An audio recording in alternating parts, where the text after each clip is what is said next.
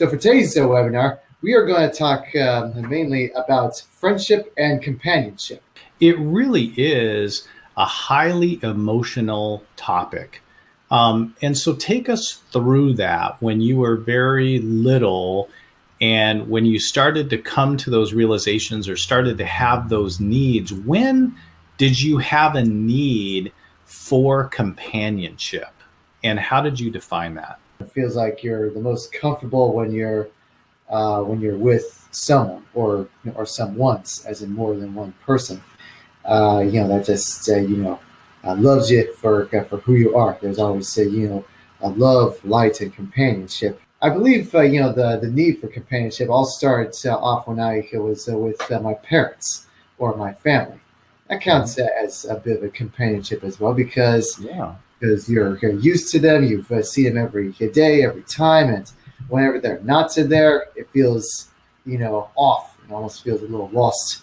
Like it's impossible to have friends because of what you have, and because you think differently and talk differently or even act differently. That's where it gets very challenging when it comes to having this sort of companionship or developing friendships. Yeah. So when did you start having that feeling, that, man, this is just almost impossible to develop? When did you start developing those feelings? Especially when I was like in kindergarten, when I feel like I have to sit at the green tape area. It almost feels like I'm just distancing myself from the other kids, or distancing myself from other, from other kids. That's where it kind of felt weird, and didn't really know what that feeling was back then. But that's where it kind of sort of just started developing on what is going on. Why can't I sit wherever with kids that seem really neat and cool in a way, or anything like that. The good side is that you wouldn't be overwhelmed with so much stimulus and stuff going on in the room. But the bad side is that it did separate you and barred you from creating those relationships. And so that in and of itself created this delay in learning social skills. And so it really was this vicious circle that became very challenging.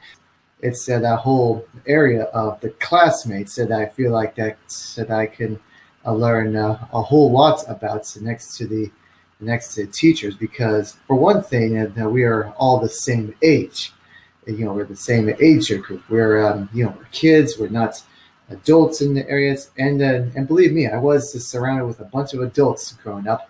When it comes to family members, when it comes to teachers, when it comes to doctors or therapists or whoever. I was always surrounded by those, and that is to learn how to be a kid, or how to have imagination, how to have adventures, or how to have how to have fun even. Because back then I didn't really knew how to have fun, and with those kids in the classes, they taught me what it's like to have fun, and they were very patient about it. Especially when it comes to elementary school, because one key thing that I like to point out is that in my experience in elementary school, they don't see you as someone with autism.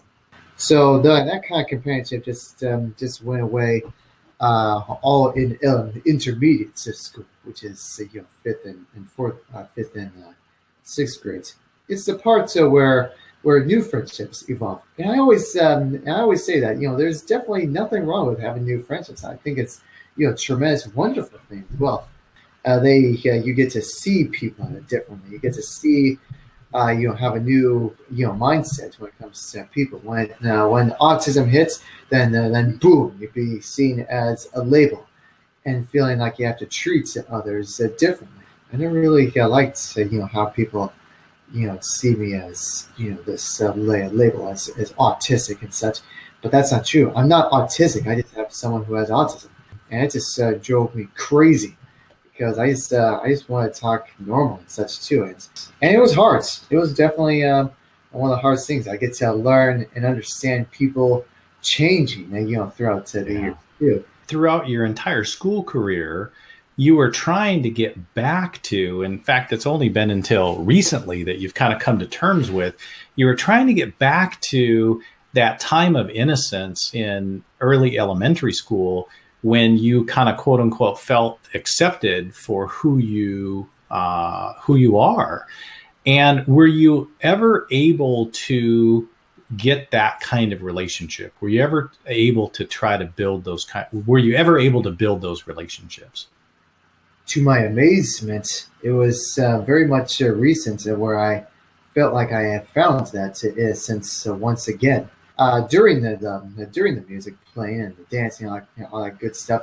It was the time where I felt like I was a part of something, because I can dance, you can dance. Let's all be temporary friends, and it was the whole point of just having fun. And after the dance thing, to my amazement, I get to see the people I grew up with throughout school, from elementary to high school. And to my ultimate amazement, they were so happy to see me. They were, amazed to say, Tyler, how are you? And they even gave me a hug.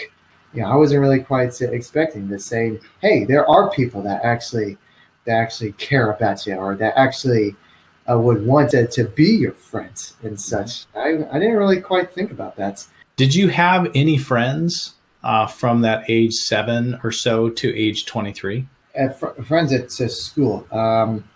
I do have acquaintances, but I don't really quite consider them as friends. I just see them as people I see at school. However, I do have quite good friends outside of the school, and they are considered as some of the great friends I've had, and we've known them through my family, through my family's friends, and their friends that have kids about my age as well.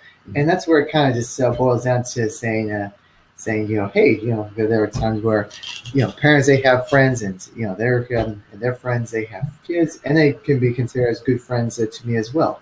Get-togethers, maybe having a barbecue, being introduced to those friends. Mm-hmm. So what did that look like? What were the introductions like? And then what things did you do together to develop friendships? So the introduction of friends is basically simple. It's like, hey, Tyler, I want you to meet this person, to come over and meet this fella. So we go from introductions to wanting to play a game, or wanting to do something together. It all starts with, hey, what's your favorite game? What's your favorite movie or TV show and stuff like that? Very basic certain areas, and that's where you develop a little conversation together and have this mutual relationship when it comes to having a good friend.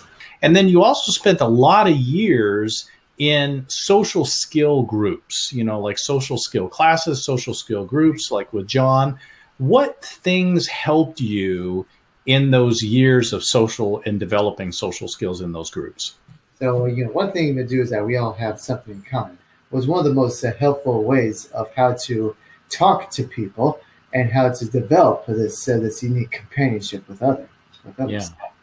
I think social skills groups, some kind of organization like that, is important. And it's just not a matter of putting, a group of kids with autisms together and hope that they're going to interact. There have to be some desire there, just like putting children that have autism into a mainstream group and expecting that they're going to do well. It really takes an orchestrated effort, and then a lot of people will think, okay, well, we're going to use online gaming, so like, well, my son's got an Xbox, that's going to be good because there's Xbox Live, or there's, PS4 Live or whatever, where, hey, I can get, everybody together to play video games, and that will kind of be the common thing. Or maybe, like you had mentioned in other webinars, you can use a video game and then maybe go to the arcade and start challenging. Yeah. How do you find video games as developing relationships with others? Was that a good thing for you? It can be either a good thing or a bad thing as well. Of course, this is just my personal experience anyway. So yeah, like we said about playing video games at home, you get to play video games at arcades. So arcades can be kind of a neat way of kind of being social in certain ways, because you would have like the courage to say, saying, "Hey, you want to play a game?" I'll play it, that kind of stuff. So we've talked about, video games, arcades, developing relationships inside a school, developing relationships with friends and family members. What about social media? First years of social media, it's just bizarre. Feeling like people don't understand me. Feeling like I have to say whatever word that comes to mind. It was just awful. It's like yeah, it's I because for one thing, I didn't really was coached on how to use social media the right way. It was just all over the place, and yeah, it was a nasty experience for the first years because I wasn't trained or coached what is appropriate, what's not appropriate. I wasn't given a chart that was considered appropriate and not appropriate when it comes to social media, and yeah, I just didn't really quite bring some friendships when it comes to there. That's why oftentimes I call it the anti-social media. Yeah. Well, and again, when you are having a hard time expressing yourself verbally, and then potentially having a hard time, expressing yourself even writing, that then, makes the situation worse. And then on social media, those posts can be shared with so many people, it can get out of control very, very quickly. Absolutely. That's the ultimate trouble in such as time goes by. I just need to, keep in mind that, the world is watching. Yeah. And, think of it as, the world's watching, it's, everything you post, you are as a person as well. So Tyler, you're still working on your friendships now. You're 23 years old. You're still in that whole process of working on friendships. And this is, still a pretty sensitive subject, for you in developing friends. So what are your goals around developing friendships in the future? Well, it is true. There are times where I'm still trying to develop as well. I do think that there are times where I feel like I can keep friends, and there's some parts where I feel like that there are some potential friendships that can for example, there's one person I know he lives in Florida, and saying, hey, feel free to we can be bunk buddies or anything like that too. I thought that was kind of nice, but didn't really quite know where to go off from there. What I mean?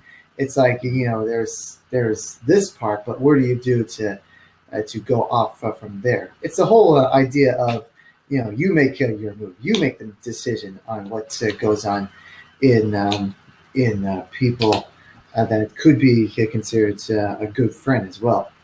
And oftentimes, whenever I'm traveling around the United States, there are times where I get to meet up with teachers and doctors and people that really like you, and want to get in more contact with as well in certain areas. And it's kind of like one of those things where when it comes to business, I feel like I do very well with clients and like business partners potentials, and but not really quite well at knowing what to do when it comes to developing just a mutual relationship or a mutual friendship.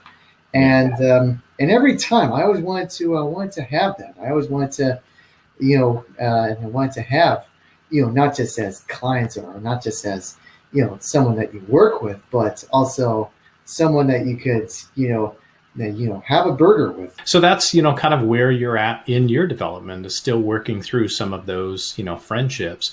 And companionship is very important, especially when it comes to thriving and moving forwards and learning how to grow. So my message to friendship and companionship is no one is alone in this world.